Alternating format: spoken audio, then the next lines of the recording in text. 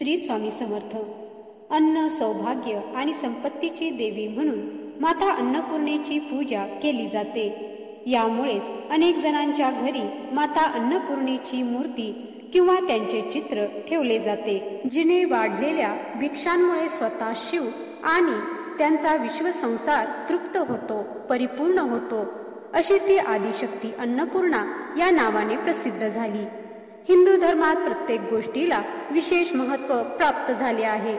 अशातच अन्नपूर्णा जयंती देखील साजरी केली जाते. दरवर्षी मार्गशीर्ष महिन्यातील पौर्णिमेला ही जयंती साजरी केली जाते.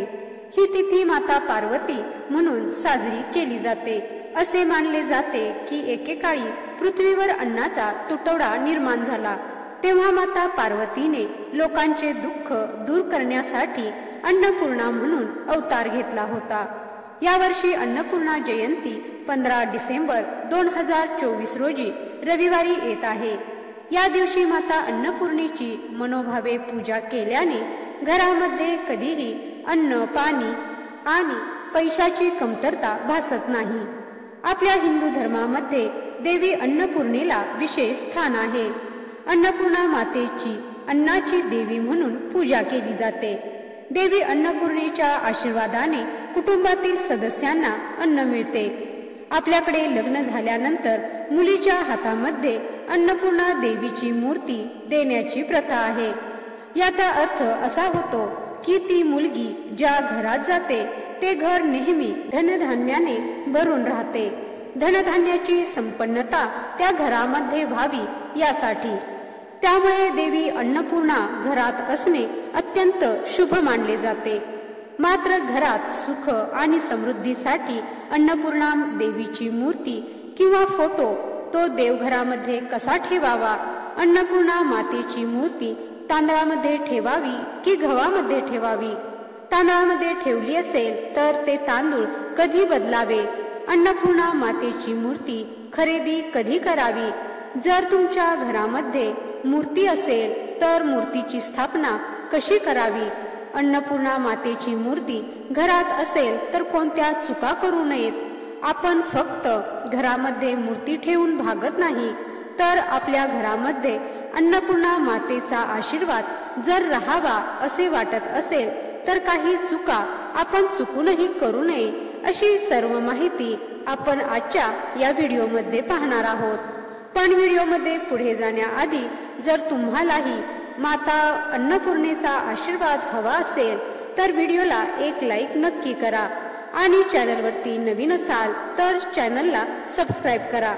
तसेच कमेंटमध्ये जय माता अन्नपूर्णा किंवा श्री स्वामी समर्थ लिहायला विसरू नका.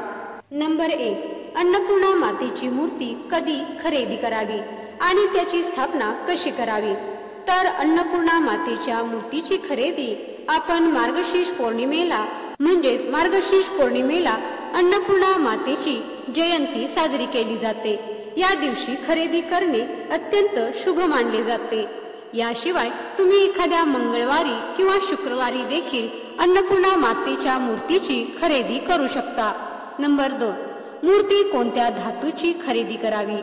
तर मूर्ती तुम्ही कोणत्याही धातूची खरेदी करू शकता.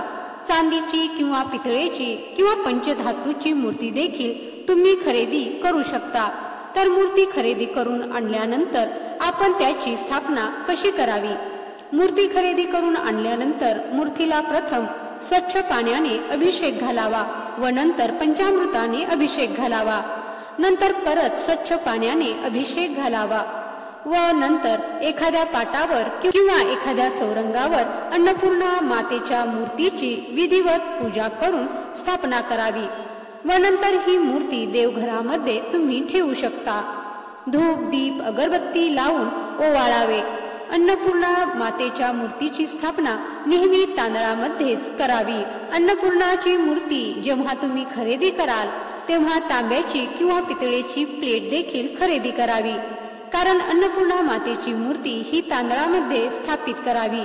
कारण अन्नपूर्णा मातेच्या मूर्तीची तांदळामध्ये स्थापना करत असताना ते तांदूळ तुम्ही त्या पितळी प्लेटमध्ये किंवा तांब्याच्या प्लेटमध्ये ठेवू शकता. तांदळामध्ये अन्नपूर्णा मातेची मूर्ती स्थापित करणे खूप शुभ मानले जाते, कारण तांदूळाचा रंग पांढरा असतो आणि पांढऱ्या रंगाचा संबंध हा शुक्र ग्रहाशी असतो.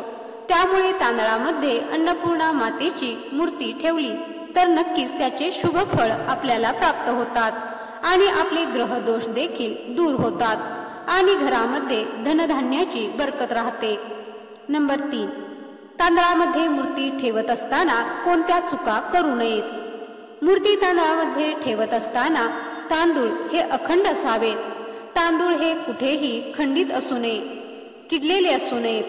तसेच अन्नपूर्णा मातेच्या हातामध्ये जी पळी असते त्या पळीमध्ये देखील तांदळाचे 2-4 दाणे नक्की ठेवावेत.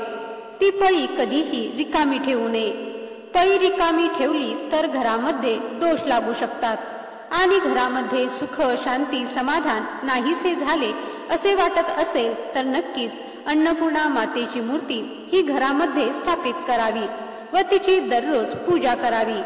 रोज देवघरातील सर्व देवांची पूजा करता त्याचप्रमाणे अन्नपूर्णा मातेच्या मूर्तीची पूजा करावी. नंबर 4, पौर्णिमेला किंवा मंगळवारी किंवा शुक्रवारी अन्नपूर्णा मातेच्या मूर्तीवर कुंकुमार्चन करावे, धान्य अर्पण करावे. कुंकुमार्चन कसे करावे तर कुंकुमार्चन ही खूप प्रभावी सेवा आहे. तुम्ही माता लक्ष्मीच्या मूर्तीवर किंवा श्रीयंत्रावर किंवा अन्नपूर्णा मातेवर कुंकुमार्चन केल्याने नक्कीच तुम्हाला त्याचे शुभ परिणाम दिसून येतील. कुंकुमार्चन कसे करावे तर कुंकू आपल्या बोटांच्या चिमटीमध्ये घेऊन मूर्तीच्या खालीपासून डोक्यापर्यंत अर्पण करावे. या विधीस कुंकुमार्चन असे म्हणतात. तर अंगठा, अनामिका या बोटांचा वापर करून कुंकुमार्चन करावे. कुंकुमार्चन करते वेळी पुढील मंत्राचा उच्चार करावा.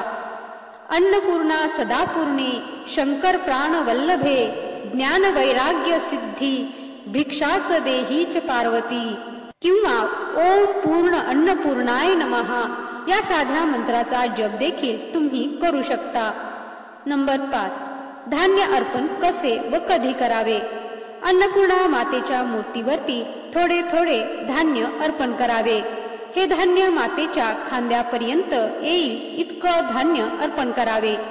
धान्य अर्पण कधी करावे तर मंगळवारी, शुक्रवारी आणि पौर्णिमेला तुम्ही धान्य अर्पण करू शकता. शिवामूठ आपण जशी वाहतो तसे आपण धान्य मूर्तीवर अर्पण करावे. या विधीमुळे माता अन्नपूर्णेचा आशीर्वाद आपल्या घरावरती राहतो. घरामध्ये अन्नपूर्णा मातेची सेवा घडणं अत्यंत महत्वाचं असतं, तरच आपल्यावरती माता अन्नपूर्णा प्रसन्न होईल. अन्नपूर्णा मातेचं खरं स्थान हे आपलं स्वयंपाकघर असतं. त्यामुळे प्रत्येक महिलेनं आपलं स्वयंपाकघर हे स्वच्छ आणि नीटनेटके ठेवावे, कारण अन्नपूर्णा मातेचा आशीर्वाद आपल्याला आपल्या स्वयंपाकघरातूनच मिळतो. आपलं घर धनधान्याने भरून राहील. प्रत्येक मंगळवारी, शुक्रवारी किंवा पौर्णिमेला स्वयंपाकघराची स्वच्छता करून स्वयंपाकघराच्या भिंतींवरती ओल्या कुंकवाने किंवा ओल्या हळदीने स्वस्तिक नक्की बनवावे. गॅस शेगडी आणि स्वस्तिकाची पूजा नक्की करावी. मंगळवारी किंवा शुक्रवारी किंवा प्रत्येक पौर्णिमेला अन्नपूर्णा मातेला समर्पित एक दिवा आपल्या स्वयंपाकघरात नक्की लावावा. नंबर 6, अन्नपूर्णा मातेला ज्या तांदळामध्ये आपण ठेवले आहे तर ते तांदूळ आपण कधी बदलावे तर मंगळवारी, शुक्रवारी किंवा पौर्णिमेला तुम्ही हे तांदूळ बदलू शकता. हे तांदूळ बदलत असताना त्यातील थोडेसे तांदूळ हे पक्ष्यांना खाऊ घालावे आणि थोडे तांदूळ घरातील तांदळांमध्ये मिक्स करावे. असे केल्याने घरामध्ये भरभराट होते. किंवा हे तांदूळ तुम्ही गाईला खाऊ घालू शकता किंवा त्या तांदूळाचा भात बनवून गाईला तुम्ही खाऊ घालू शकता. परंतु हे तांदूळ वाया जाणार नाही याची देखील काळजी घ्यावी. किंवा कुंकुमार्चनामुळे तांदूळ खराब झाले असतील तर तुम्ही हे तांदूळ वाहत्या पाण्यामध्ये विसर्जित करू शकता. नंबर 7, मूर्ती कुठे ठेवावी. अन्नपूर्णा मातेची मूर्ती ही नेहमी शिवलिंगाच्या शेजारी ठेवावी, कारण अन्नपूर्णा माता ही भगवान शिवाची पत्नी माता पार्वतीचा अवतार आहे. त्यामुळे अन्नपूर्णा मातेची मूर्ती ही शिवलिंगा शेजारीच असावी. शिवलिंगाच्या डाव्या बाजूस आणि आपल्या उजव्या बाजूस ही मूर्ती ठेवावी। असे केल्याने अन्नपूर्णा मातेची आपल्या घरावर अखंड कृपा राहते आणि घरामध्ये सुख, शांती आणि समाधान नांदते आणि माता लक्ष्मीची कृपा देखील आपल्या घरावर नेहमी राहते आणि आपल्या घरामध्ये लक्ष्मी अखंड नांदते। घरी आलेल्या अतिथींचा छान आदरपूर्वक सन्मान करावा। असे केल्याने देखील माता अन्नपूर्णेचा आशीर्वाद आपल्या घरावर राहतो। तर आजचा हा माहितीपूर्ण व्हिडिओ तुम्हाला आवडला असेल तर व्हिडिओला लाईक करा, जास्तीत जास्त शेअर करा आणि माझ्या चॅनलवर नवीन असाल तर चॅनलला सबस्क्राईब करा। व्हिडिओ शेवटपर्यंत पाहिल्याबद्दल धन्यवाद। जय श्री स्वामी समर्थ। जय माता अन्नपूर्णा।